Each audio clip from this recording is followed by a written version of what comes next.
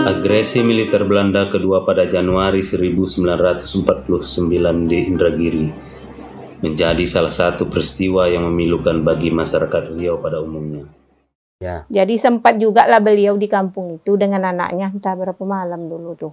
Ya adalah dengan anaknya, walaupun hanya tidur begitu, sebentar ke pos gitu kan. Di pos beliau ini berada di sini, di Koramil yang kemarin tempat apa tuh? Anggota Belanda tadi tuh masuk dia ke oh dari sana arahnya.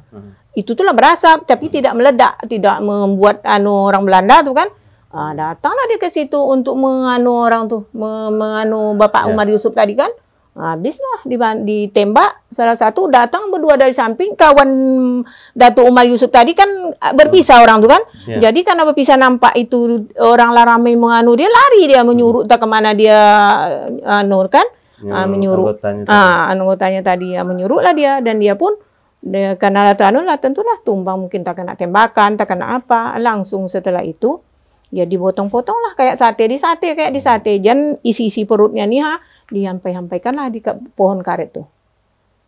Barulah salah satu orang kari di situ yang bekerja di situ, entah bekerja sawah, entah apa, yang menyaksikan itu tuh lari ke kampung tadi membilangkan Umar Yusuf sudah tertembak dan mati, itu sudah dibantai potong-potong. Disitulah baru orang kampung datang menengok beliau. Dan orang Belanda pun pergi, menyanyi-nyanyi dia pakai sampan. Turun tuh ke tuh kan, turun dari bukit tuh ada sungai. Dari sungai itulah orang Belanda tuh turun pakai sampan menyanyi-nyanyikan Umar Yusuf udah tertembak, Umar Yusuf udah mati. Begitulah katanya. Jadi orang tentulah ke bukit itu. Sekali orang kampung kita tuh datang ke itu, rupanya jasad beliau tuh sudah sudah dipotong-potong.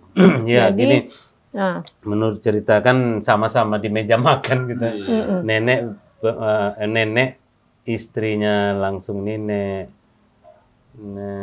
Timah Hadijah. Ya kan setiap pulang saya kan langsung sering nanya itu. Setiap bercerita itu nenek pasti nangis. Kalau yang saya tahu persis yang dari nenek aja, mungkin kita berbagi lah nih Maya sama nenek. Jadi setiap bercerita ini nenek pasti nangis. Kenapa nangis, Nek? Cerita ini kalian tanyakan, rasanya memori itu baru kemarin sore. Takkan pernah hilang di sini. Jadi nenek memang betul tadi. Jadi kain gendongan tuh diambilnya. Jangan Bang, itu bekas kencing anak katanya. Kebetulan mungkin kakak papa ini dia dalam keadaan demam. Jadi dibilang nenek enggak usah, malah dihirup dia. Kalau itu dicium memang kain tuh. Kalau bahasa awaknya gini mana? Den bau lah. Den bau lah iko mak. Sudah itu ada pesan Datuk terakhir kata nenek. Kau nikahlah lagi. Aku tak pulang. Itu kata nenek. Nenek sambil bilang, Den enggak nikah deh. Pulanglah. Anak sakit. Waktu itu Datuk tuh datang berdua kata nenek. Iya berdua itu orang Lubuk Jambi satu.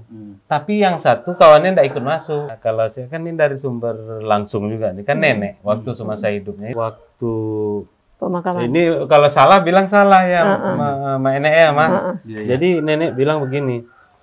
Dia meninggalnya waktu azan zuhur. Dia meninggal waktu azan zuhur. Iya. Dia keluarkan pagi-pagi tuh. Dia meninggalnya mungkin azan zuhur lah. Sebab pas orang lah sore baru selesai dianukan.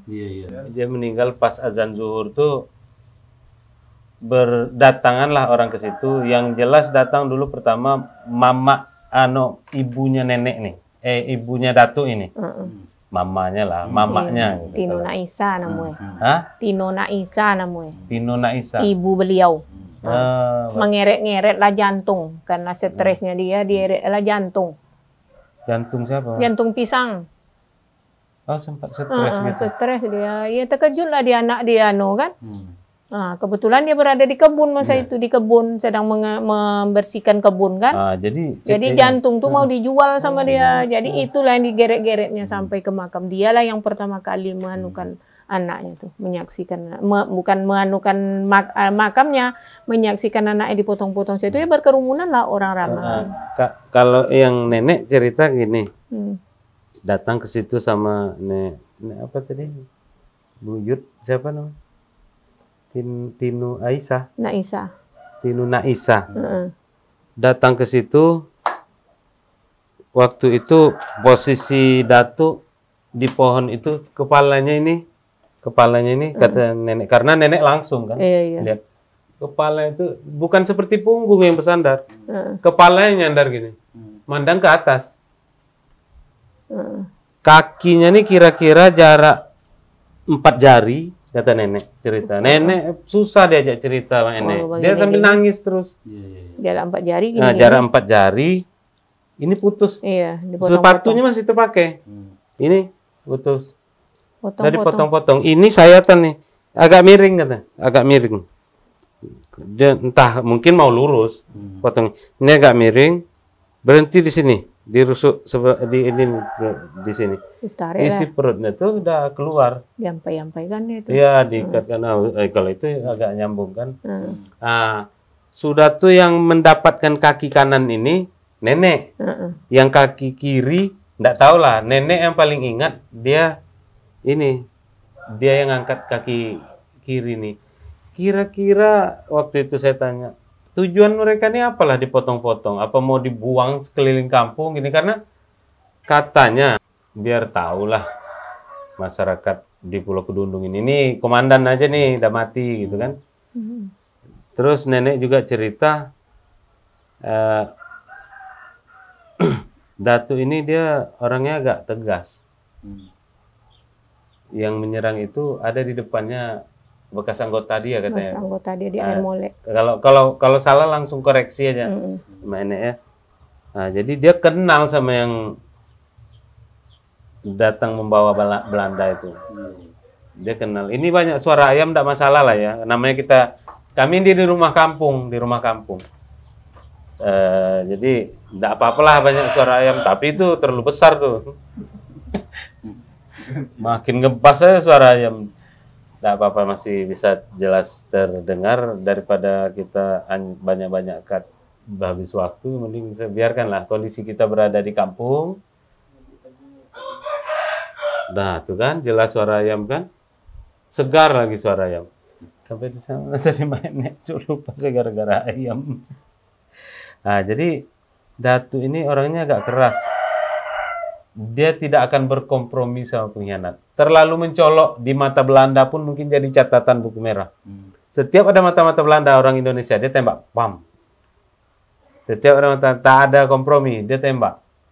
Nenek cerita itu. Dia bilang, mungkin kejengkelan orang itu maka dipotong-potongnya, bukan karena mau dibuang, terlalu jengkel karena dia ini terlalu tegas, pertama. Yang kedua, tidak ada peringatan dulu dia memutuskan sesuatu tuh. Jadi maka kan, oh ini maunya kamu mungkin karena itu, bukan karena mau dibuang. Jadi sakit hatinya ya dipotong-potong melepaskan jengkelnya tuh mungkin seperti itu. Ya tak tahu juga lah tujuannya sebenarnya, kita tak tahu lah. Terus yang diceritakan tadi, posisinya kan gini nih, bukan punggung yang nyandar, kepala nih yang gini. Begitu nenek Siti, nenek apa? Tino Aisyah. Naisa. Begitu nenek Tino Naisa mengangkat, orang kaki tidak ada lagi, tidak berat lagi tuh, mah. Begitu ngangkat, ini sambil nangis nih. Iya. Ngangkat gini, jatuh kepala Datuk ke sini. Rupanya di sini udah mau putus. Nah, itu yang saya beberapa kali bercerita dengan almarhumah nenek, itu terus cerita. Iya, menangis yang buat menangis. Iya, dia inilah habis kan. Nah, jadi mungkin karena ini dah tidak ada penyangga lagi. Ini dia kan. Nah, itu yang tersandar. Membuat dia tersandar gini tuh. Sekali diangkat lah langsung menjatuh gini. Nah, kami juga sama kawan-kawan ada kumpulkan dapat tuh di buku sejarah Riau, di buku sejarah Riau Datuk itu. Nama Datuk ada Letda Umar Yusuf. Terus yang sertifikat dari Bupati menyatakan Letda Umar Yusuf, menyatakan beliau pejuang. Ada juga kemarin beberapa. Kami ini mah ada foto enggak, mah? Kemarin dulu ada foto. Foto Datuk tuh ada dulu sama nenek-nenek orang dia kan keluarga nenek itu Fatimah atau Petuk Fatimah itu tak ada lagi. Ya itulah. Jadi susah kita dia tak. Karena ini berhubungan dengan ini karena kekhawatiran Datuk terhadap keselamatan anak istri dan keluarganya. waktu menyampaikan pulang itu dia bilang semua dokumen timbun. Iya gitu. Iya, dokumen timbun. Kalau perlu bakar timbun. Jadi tidak diketahui itu keluarga beliau karena beliau ini kan dilulukan. Orang hebat lah dia masa itu. Di Talu ini. Begitu datang speedboat itu kan Pak Umar, hidup Pak Umar, hidup Pak Umar gitu. Menurut cerita yang saya dengar. Betul gitu, Mas? Iya, betul itu. Hidup Pak Umar, ramai lah di pinggir sungai itu asal lewat berarti motor kalau di air, sekarang ini di motor tepian air, Narosa lah gitu kan. Di situ tuh. Hidup Pak Umar, hidup Pak Umar. Begitulah. Kalau itu tuh memang itu ceritanya. Cuman masalah pemakaman itu tadi di mana dijemur-jemurkan itu ya disitulah digalikan lagi karena tidak memungkinkan lagi. Kan itu tadi kan. Tidak memungkinkan lagi untuk dibawa kemana-mana. Ya terpaksalah digali gitu, diambil aja sekain masyarakat yang jadi itulah. Ya ditimbunlah di situ. Nah itu besoknya baru membawa jantung tuh nenek. Ada hari pertama tuh. Jantung pisang. Iya dia nak mano. Di seret-seret sama nenek. Oh iya. Sempat stres. Stres nenek Naisa tuh dulu. Orang tua dia kandung tuh. Meninggal kapan nenek Naisa tuh? Mama pernah ketemu enggak sama nenek? Pernah tidur. Cerita sama nenek itu. Itu kan cerita sama nenek. Kami tahu-tahu itu tuh dari situ. Langsung cerita. Nenek tuh lah yang tahu persis itu kan. Nenek tuh yang menyaksikan duluan. Dia pula yang hadir ke situ duluan. Dan dia pula yang menggendong anaknya tuh. Yang tadi yang itu tuh betul tuh. Iya betul. Digendong ini langsung jadi jatuh terpacul kepala. Ini ya bukan putus tidak. Ada lengket di sini, kan? Ada apa namanya kulit sedikit kulit di sini. Nah itulah tuh. Jatuh ini. Makanya dengan adanya seperti itu tuh makanya digali lah di situ dia ambil makanya jadilah di situ pemakaman kuburannya. Jadi berjalan 1 minggu. Itulah di situ 1 minggu. Berarti kejadiannya apa 15 betul dari data yang tadi kami sampaikan 15 April 1949. Berarti dari kan Januari ini Belanda mendarat di Sipayung. Iya, 5 Januari kan. 5 Januari ada pembantaian nanti. Mudah-mudahan kita ada menyampaikan itu juga nanti di video selanjutnya berikutnya lah gitu. Kita cari data dulu. Berarti makan waktu sekitar 4 bulan untuk sampai 3 bulan lah. 3 bulan. 5 Januari aja masih direngat. Nah, dari makam yang pertama ini sempat bersemayam selama berapa hari? Setelah katanya kan pindah ke Kota Talu. 5 hari kalau lebih kurang 1 minggu lah gitu. Nanti 5 hari itu kan 5 hari di dalam itu. Dan sempat pula makam itu digali orang untuk mengambil sesuatu di dalam tuh. Apa yang diambil? Ini ya untuk apa ilmu hitam. Batuk kepala. Taunya waktu diangkat dah tidak ada ini lagi. Iya, disitulah taunya waktu diangkat 5 Jadi hari. Jadi tengkorak kakek ini waktu diangkat dipindahkan tuh tidak ada lagi. Tidak ada lagi. Terus pindah ke itu dan masih pemakaman itu tadi dulu sekitar pemakaman yang itu tadi setelah digali mulai digali tadi kan kekurangannya sudah teromong duluan dan keluarlah semerbak harum semacam harum bunga gitu. Biasanya kalau yang namanya mayat itu kan bau kan, kalau ini baunya semerbak harum. Jadi maka berdatangan semakin ramailah orang untuk menengok. Dan itulah setelah tengok kekurangan fisik tadi itu kan, itulah tahunya. Jadi tak adalah orang merasa jijik, merasa apa karena beliau itu harum. Itulah. Dan dibawalah ke ke Taluk Kuantan dekat Koramil itu pemakaman Taman Pahlawan Kuansing. Indragiri Hulu juga lah dulu namanya. Kalau sekarang kan Kuansing. Taman Makam Pahlawan juga namanya. Nah, diamankan di situ. Dan setelah berkisar sekitar 3 bulan sampai 5 bulan, datanglah petugas untuk mengambil. Tahun berapa tuh? Masih tahun Pak. Tahun itu juga. Entah Desember, entah apa lah waktu itu. Tuh tahu lah kita itu tuh ada di nanti itu. Sekitar bulan Desember atau Oktober lah dipindahkanlah ke itu. Bukan kita yang meminta, datang tim khusus dari militer untuk mengambil itu.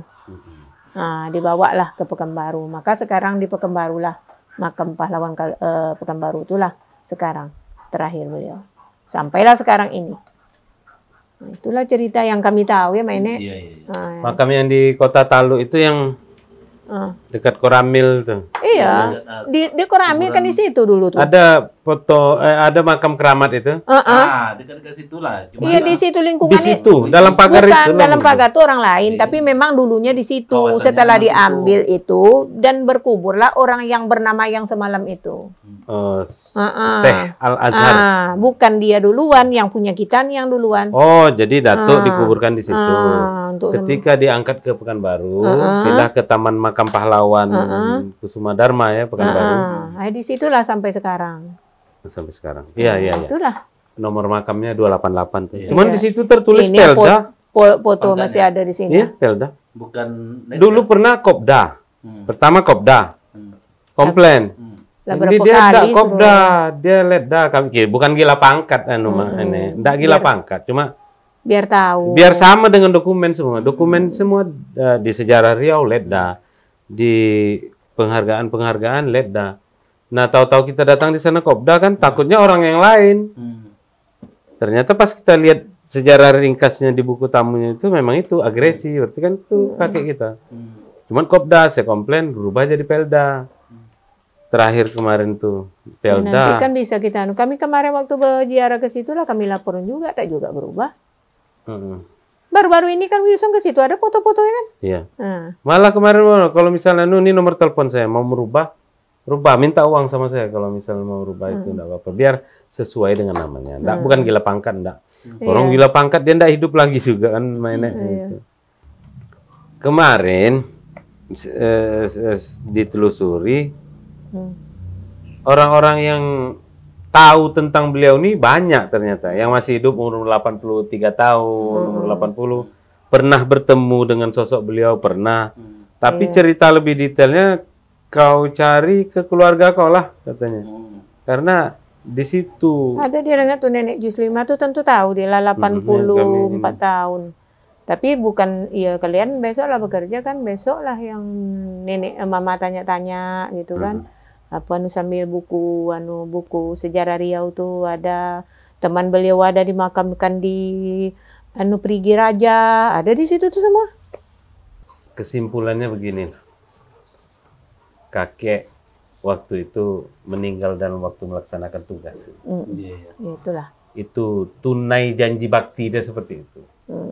Resiko kematian terbayang sama kita. Sebetulnya hal yang seperti ini memang agak sensitif kalau kita ceritakan. Yalah, dan kematian. dulu kita santai berbicara di meja makan, di ruang tamu hanya mengingat kakek kita. Saya tidak menyangka bahwa akan sesulit ini bercerita di depan kamera. Ya kami mungkin gini aja lah kita tutup ya kalau misalnya ada data-data yang bagus atau ada kawan-kawan yang mungkin entah dari keluarga besar Bapak Arifin Ahmad, keluarga besar Pak HR Subrantas atau siapapun itu yang punya foto beliau, kami sangat rindu. Jadi kalau ada dari keluarga besar saudara-saudara kami dari Pak Arifin Ahmad, HR Subrantas dan yang lain, kalau punya fotonya kami sangat ingin atau bisa berbagi cerita lebih baik. Ya, untuk kawan-kawan yang mungkin ada berhubungan dengan sejarah-sejarah yang berhubungan dengan ini ya kalau misalnya mau komen aja di bawah. Kita ketemu duduk. Mohon maaf juga kalau ada salah-salah sebut nama, salah-salah langkah kami menceritakan ini. Tidak ada juga maksud kami untuk ya biar ini. Ini kan kesimpulannya kakek kita Letda Umar Yusuf ini kan bagian dari sejarah bangsa Indonesia. Dia meninggal dalam melaksanakan tugas. Khususnya untuk wilayah Kuantan Singingi.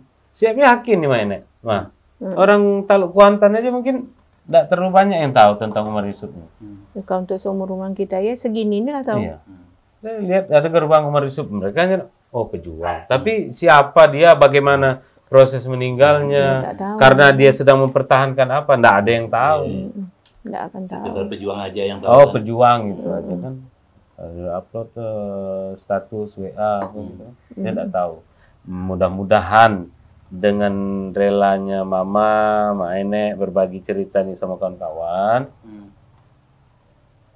terbukalah beberapa pintu hati untuk entah ini nih ada fotonya, untuk ada berbagi ini, fotonya, oh ini pahlawan bagi kita ini gitu kan, untuk Kuantan Singingi khususnya. Dan lebih luas lagi Riau, dan tidak kita pungkiri juga ini punya Indonesia. Tak ada maksud lain ya Ma, ya Mak Enek ya. Iya, iya, Kita cuma kami ingin Datuk tenang, karena saya rasa memang sudah tenang. Dia menjalankan tugas dengan betul. Kita diposisikan dalam posisi dia, belum tentu kita laksanakan yang seperti itu. Iya, iya. Terima kasih kawan-kawan. Sampai di sini penjelasan kami untuk cerita Letda Umar Yusuf ini dari telusuran-telusuran data yang kami coba cari, dan dari narasumber. Narasumber ini merangkum sendiri dari cerita yang berkumpul di rumah, berkembang bukan berkumpul, berkembang di rumah. Mudah-mudahan tidak ada yang salah, tidak ada maksud aneh yang lain, tidak ada juga untuk mengkecilkan suatu pihak, tidak ada maksud. Tidak ada maksud. Kami cuma ini bagian dari perjuangan bangsa. Ini orangnya, dan kebetulan orang itu kakek kami. Terima kasih kawan-kawan sudah menonton video kami. Jangan lupa like, comment, and subscribe.